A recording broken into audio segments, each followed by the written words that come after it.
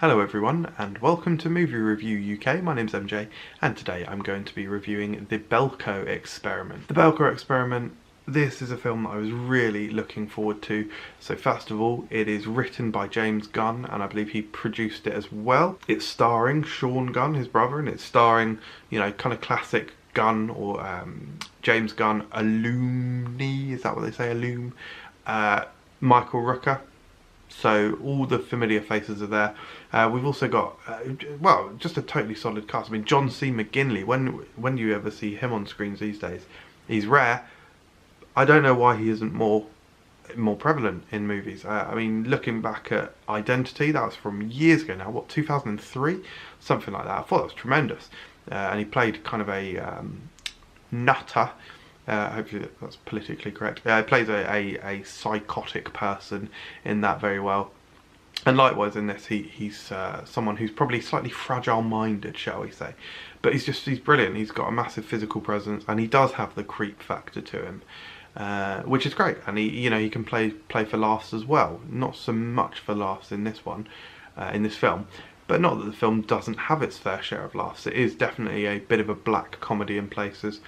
And it does have, or it did have rather in the screening that I saw, it did have the thing that I don't like it, when some audiences laugh at violence, extreme violence. Don't really understand that.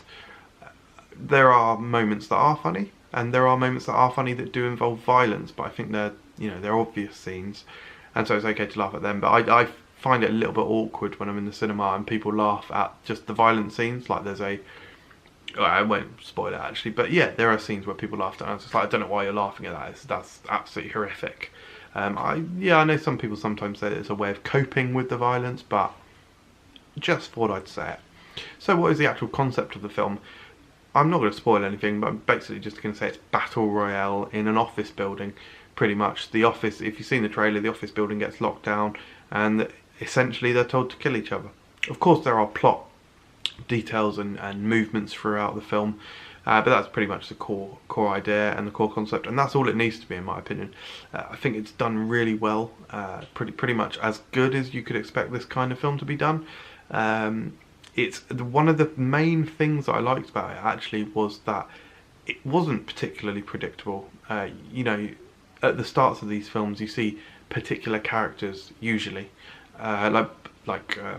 given focus, and you're like, oh, okay, this person's going to survive to the end, this person's going to die first, and it definitely doesn't roll out in the order that you would necessarily expect, for the most part, I should say.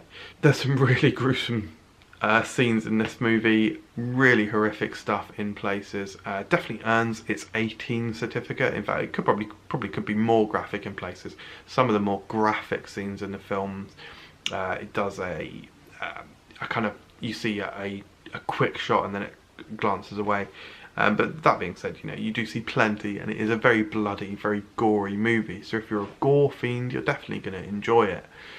It does have that shocking element, and it kind of echoes somewhat some similar themes to Hostel, in that it's a very scary, dramatic horror film, and that it's quite bombastic and high concept, but actually feasibly could happen, maybe not in quite the same way that it rolls out on the film, but an office environment is something that a lot of us experience. I work in an office, so yeah, I'm not sure. It makes you question as well how you would react in that situation. If your office building got locked down, what would you do? How would you survive? Would you find it easy killing people?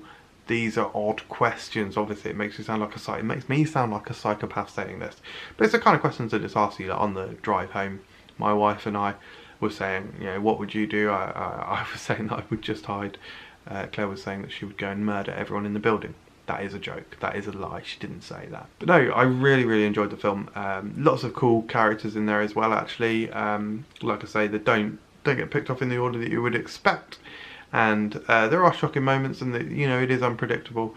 And yeah, just a really, really solid cast. I do think it's a shame that movies like this that have such a solid cast, these actors don't get bigger roles in things. Michael Rooker, I think, has definitely grown in popularity recently, in large part to Guardians of the Galaxy, as is true for the Gunns, really, Sean Gunn and James Gunn. And I hope these guys do more things. and yeah, like I said, John C. McGinley. But yeah, really solid film. Really enjoyed it. Did like the office setting. Maybe the only thing I would say is that it could have played up more to the fact that it was an office environment. Like you do see things like I don't want to spoil. I don't want to spoil anything actually.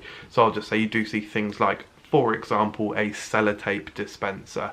And I kind of wish there was more of that element thrown into it. Like paper clips used in interesting ways would have been cool.